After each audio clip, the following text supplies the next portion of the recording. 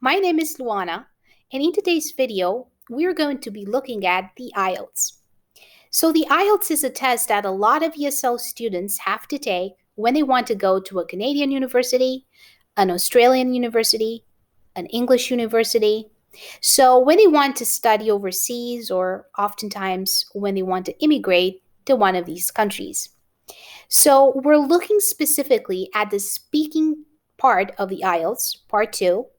So the IELTS speaking task is split up into three sections. We are going to be looking at section 2 in this video. So let me first explain what happens in section 2.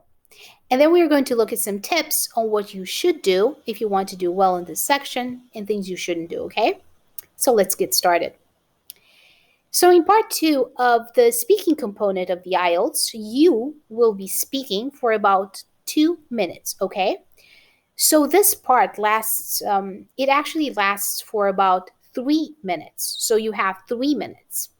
The first minute, you will be handed a question card, okay? So here's an example of a question card. It will tell you oftentimes to describe something. Describe a museum that you have visited. It will tell you what you need to say. You should say where it is, why you went there, what you particularly remember. This is just an example, okay? So it can be on different topics, but you will get a card that looks something like this, okay? So you have 1 minute to look at the question and to make notes and to think, okay, so what am I going to say? So that takes 1 minute. And then after that, the examiner will tell you, okay, you can begin. You must talk for 1 to 2 minutes, okay? 1 to 2 minutes. A lot of students actually consider this the hardest part of the speaking exam because it's not a dialogue, okay? Your examiner isn't asking you questions and you aren't giving answers and you're going back and forth. In this part of the IELTS, you just talk and you talk for about 1 to 2 minutes. So a lot of students find this difficult because talking for 2 minutes, even for native speakers, is a little difficult, okay? So what's going to happen? So that's what's going to happen in this part. Now we're going to look at some of the topics. So what are some of the topics you might be asked about in this part of the IELTS? Well, topics often covered include you might be asked about a precious item. You might have to describe a precious item that you own. You might have to say something about where you bought it from or how did you get it? What does it look like? Why is it so precious? You might be asked about a special day, a sporting event you went to, or a concert, a special journey, or trip or vacation, people who have influenced you. For example, they might ask you to describe your favorite teacher. What was she like? Why was she so great? You might be asked about a book, music, a television program, a movie you saw, or even items of clothing. Okay, so sometimes you're asked about historical buildings. You might be asked about a neighborhood in your city. The key thing that you probably will be asked is this question is often about description. Not always, but you usually have to describe something. And then they usually have three questions. They can be who, what, when, where, why. Okay? So these are the types of questions that they ask. All right. So now let's look at some things you can do in order to do well on this part of the IELTS. So what are some of the do's for the IELTS, the speaking part? Number 1, very, very important, make notes. You're given 1 minute where you get to look at the question and you're given a pencil and you can take notes. A lot of ESL students, they think, I don't really want to take notes. It's a waste of time. I know what I'm going to say in my head.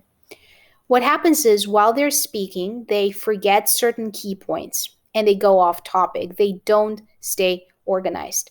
So your notes are very important because they keep you on topic and they keep you organized, which is one thing you're marked on. Okay? Another thing that is very important, write key words. So when making your notes, don't bother writing sentences about what you're going to say. You only have 1 minute. So just write keywords, important words that will help you to remember what you want to say. It's very important to cover every point that is on the card, okay? So in our previous example, it said, describe a museum that you have visited. And it said, where was the museum? And I think it said, what do you remember most about the museum? Why you were at the museum? If you get these 3 questions, make sure you answer each question, okay? Another very important thing to do is these often ask you about your favorite experiences. Describe your favorite teacher, for example, okay? So it's good if you remember one of your teachers or whatever the question asks. It's good if you can use your own experience. But maybe you've never been to a concert or a sporting event. If this is the case, okay, lie, okay? Make it up. If your friend told you a story once about when they went to a concert, steal your friend's story. It's okay to make stuff up on the IELTS. The main thing is that you speak English.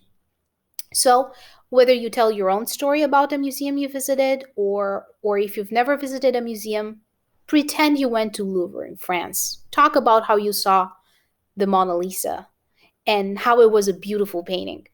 Okay? So the next point of do's is expand your answers, okay? Expand your answers. So if it says, where was the museum located? Instead of just saying for that point, the museum was in Kolkata. Okay, that's too short. Expand on this point. For example, the museum is located in the downtown core of Kolkata. It's close to the university, some very important restaurants, and the Esplanade. Okay, not true, but you can expand your answer. Make it long. Give examples, okay? Another thing that is a good idea, because these questions are often about description, describing things, it's good to use your senses. Meaning, when you have to describe something, imagine it in your mind. And if you run out of things to say, think about your senses. What did it look like? What did it smell like? What did it sound like? So you get the idea. You can use your senses to help you imagine the area better, or the object, or the person. The next point, organize your speech. That is a must, okay? So some students, when they do this part of the IELTS, they talk and they talk and they talk, but there's no organization. So what you need to do is, it's very good to have an introduction.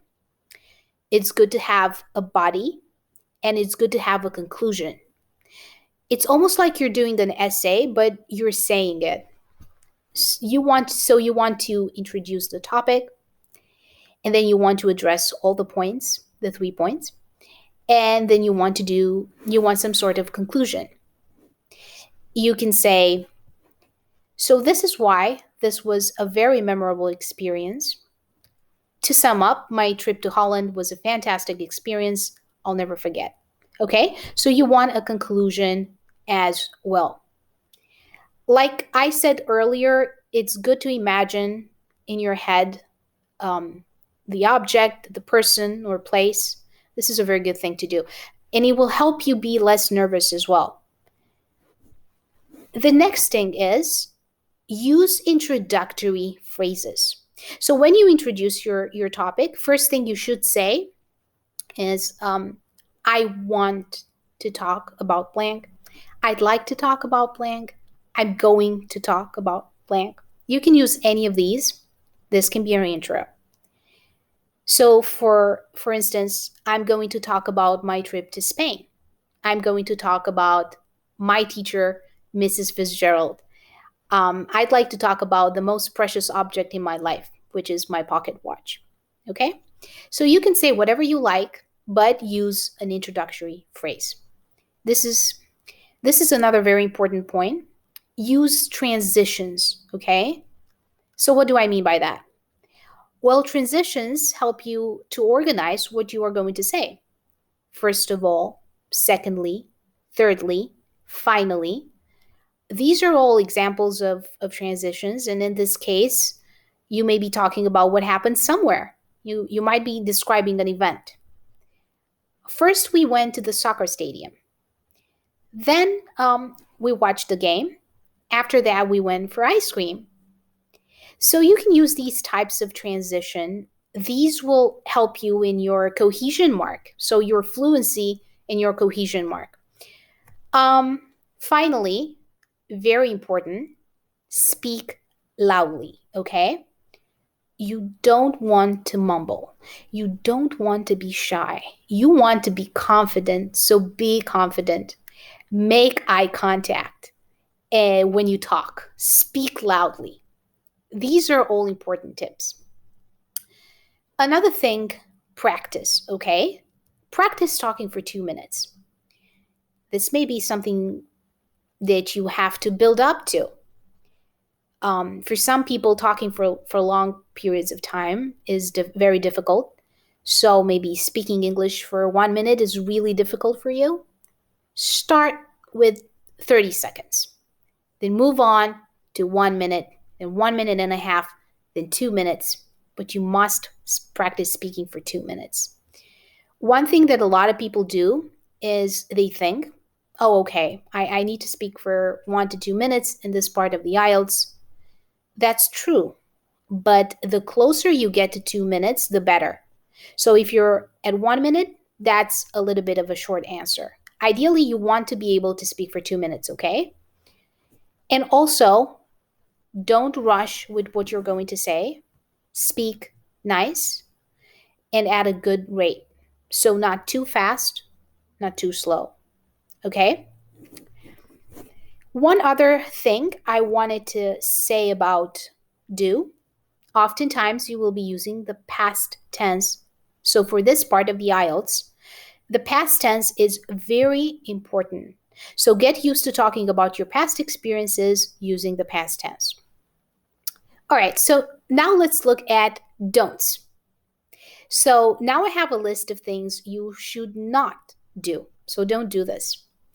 The first one, a lot of VSL students want to do this. They want to memorize answers in advance. So they will look up a whole bunch of different questions and then they write down what they're going to say, and they spend so much time memorizing for each question. This is not a good idea. Because first of all, it's easy to tell when you've memorized something. It doesn't sound natural. You're going to lose marks if it sounds like you've memorized something. And there are just too many different questions that they can ask.